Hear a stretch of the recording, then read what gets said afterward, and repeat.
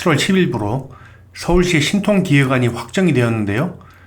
압구정지구엔 현재 신통기획이 있고 또 지구단위 계획안이 있습니다. 그러면 신통기획은 무엇이고 지구단위 계획은 무엇인지 알아보도록 하겠습니다. 우선 신통기획은 오세훈 시장의 대표적인 도시건축 정책이라 할 수 있는데요. 현재로선 이것이 지구단위 계획의 아웃라인을 잡는 상위의 개념을 담고 있습니다. 신통기획에서 기본 밑그림이 그려지고 지구단위 계획에서 세부적으로 규정 짓는다고 생각하시면 될 것 같습니다. 먼저 발표된 것은 신통기획이고 며칠 후엔 지구단위 계획 역시 확정고시가 되게 됩니다. 서울시가 신통을 기획하고 압구정에 2구역부터 5구역까지 4개 구역이 참여함으로써 이 4개 구역은 신통기획의 지침을 따르기로 전제를 한 것이죠. 내용을 살펴보면서 체크포인트를 짚어보도록 하겠습니다. 압구정 2구역에서 5구역 재건축 사업 추진이라고 명시가 되어 있고요. 이 5줄에서 특징이 정의가 되어 있습니다. 공공임대주택, 한강변 여가문화시설 등 공공기여로 재건축 사업 공공성 강화, 창의 혁신 디자인을 적용한 높이 규제 완화, 부채꼴로 펼쳐진 파노라마 경관 형성, 올림픽대로 단절 극복, 자연과 도시가 어우러진 여가문화 수변 거점 조성, 강북에서 강남까지 자전거로 출퇴근, 성수와 압구정이 하나의 생활권으로 또 활력 넘치는 한강 가는 길, 조성 및 미래 수요를 담는 혁신적 주거공간 계획이라고 되어 있는데요. 이 문구들은 그간 조합과 서울시의 협의로 결정되었다고 생각하시면 될 것 같아요. 압구정이 신통기획 얘기가 나온 게 21년 말이었거든요.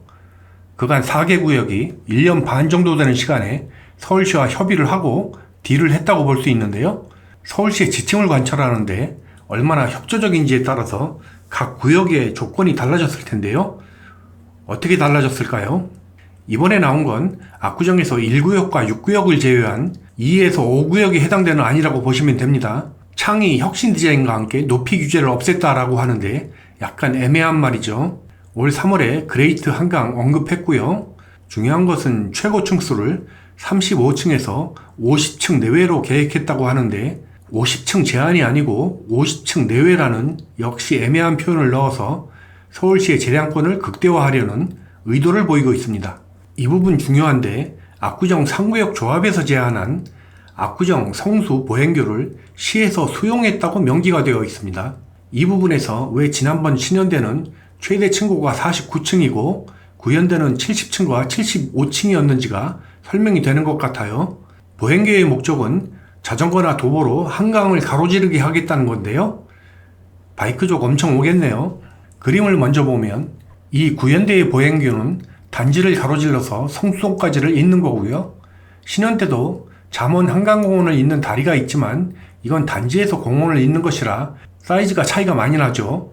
구역별로 2구역은 수변 커뮤니티, 여가시설로 되어 있고 올림픽대로와 도계공원도 3구역만 언급이 되어 있네요. 4, 5구역엔 조망 데크공원으로 언급이 되어 있고요. 한강 가는 길을 다시 강조함으로써 사람들을 통행을 시키겠다는 의지를 보이는 건 각 구역 공이 현재 논란이 되고 있는 공공보행로에 대해 엄격하게 다루어질 것을 예고한다 볼 수 있습니다. 따라서 공공보행로의 우회가 생각보다 만만치 않을 것을 예상할 수 있겠죠. 또 다른 뜨거운 감자인 공공기여와 공공임대주택의 경우에 4개 구역에 걸쳐 약 1200세대를 넣겠다는 것인데요. 산술적으로 따지면 평균적으로 현 세대수의 9.86%에 해당이 되는 것입니다. 어떤 곳은 많고 어떤 곳은 적을 수 있겠네요. 총 세대수는 8443세대에서 11830세대로 잡고 있으니 서울시에서는 이번 신통기획의 층고 완화와 용적률 증가의 대가로 약 40%의 세대수 증가를 기대하고 있다는 걸 알 수가 있어요. 구체적으로 2구역 신현대는 2700세대를 잡고 있는데 비율로 따지면 40%가 증가한 것이고요. 3구역 구현대는 5800이니까 약 47% 증가네요. 4구역은 1790이니까 약 33.5%이고요. 5구역은 약 25%인데 이 3구역과 4, 5구역의 차이는 현재 2, 3구역은 땅의 크기에 비해 중대형이 포진해 있어서 세대수로는 증가 여력이 크다는 생각을 한 것 같아요. 구현대의 경우에 이 보행다리를 잇는 보행로와 단지를 가로지르는 보행로가 두 개인데 하나가 불필요해 보이긴 하네요. 아마 여기에서 업체 간 해석의 차이가 생긴 거 아닌가 추측을 해봅니다. 이건 없앨 수도 있지 않느냐 하는 거죠. 4, 5구역은 단지를 쪼갤 사이즈가 되질 않고요.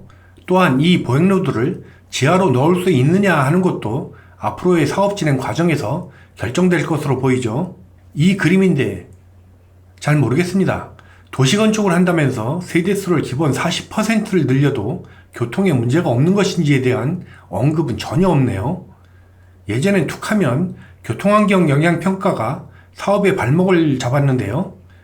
서울시가 이래도 되는 걸까요? 그림이야 멋집니다만 할 말을 잃게 만드네요. 2구역 조감도이고 공원가는 달이 보이죠.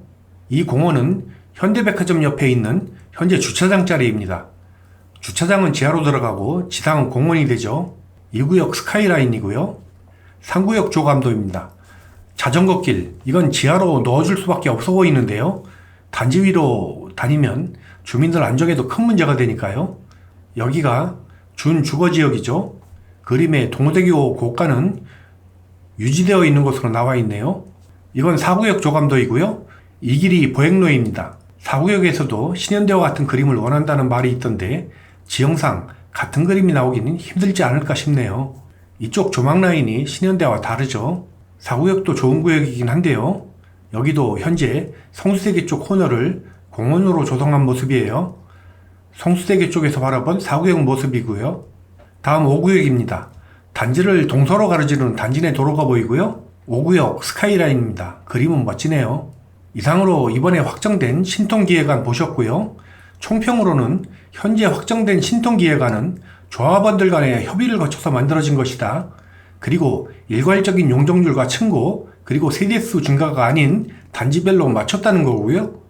이것을 대지 면적당 세대수를 비교해보면 2구역은 19.34평당 한 세대이고요. 3구역은 18.78평당 한 세대입니다. 4구역은 18.25평, 그리고 5구역은 12.91평인데 5구역은 현재 소형 세대가 많아서 원래 세대수가 많았다는 뜻이죠. 재건축 전의 세대당 평수는 이렇게 됩니다. 이만큼 밀도가 올라가는 것이죠. 이런 신통기획안에 대해 조합원들의 선호도가 갈릴 텐데요. 현실적으로 받아들이지 않으면 재건축은 어렵다 봐야겠죠. 받아들여서 진행하기로 결정을 했다면 중요한 것은 스피드입니다. 타 지역의 예를 보더라도 한 지역에서 여러 곳이 동시에 재건축될 경우에 몇 년 후 부동산 시장의 상황에 따라 어떤 단지는 지연이 될 수 있는데요. 먼저 사업을 진행하고 관리 처분에 도달하는 순서에 따라 인위적인 조정이 있을 수 있다는 뜻입니다. 2개 구역을 먼저 진행하고 나머지 2개는 1 내지 2년의 시차를 두고 진행한다든지 할 수 있다는 거죠. 그럴 경우에 그 차이는 몇 개월에 그치지 않는데요. 많게는 2, 3년의 차이도 생길 수 있어요. 어느 구역은 다 지어서 입주할 때가 되어가는데 어디는 아직 착공도 못하는 경우가 생길 수 있다는 뜻이죠. 호불호는 갈릴 수 있으나 재건축의 가장 큰 위험성은 분열입니다. 분쟁이 생겨서 늦춰지거나 중단됐을 때 조합원들이 안는 부담은 상상 이상입니다. 1구역이나 6구역의 경우를 보면 말이죠. 따라서 논란은 있더라도 조합과 조합원이 일치 단결해서 부족한 점이 있더라도 결론을 도출하고 밀고 나가야 합니다. 스피드가 매우 중요합니다. 오늘 올라온 뉴스에 서울시가 압구정 3구역 공모전에 참가한 히림종합건축사무소 컨소시엄을 사기미수, 업무방해 및 입찰방해 혐의로 경찰에 고발을 했다는데요. 이렇게 되면 공모전은 어떻게 되는 걸까요? 국내의 1, 2위를 다투는 건축사무소에서 미스터리한 일입니다. 지구단위 계획이 확정고시가 되면 조금 더 디테일한 자료가 발표가 됩니다. 그때 다시 구역별로 분석해 드리겠습니다. 오늘 이것으로 마치겠습니다. 감사합니다.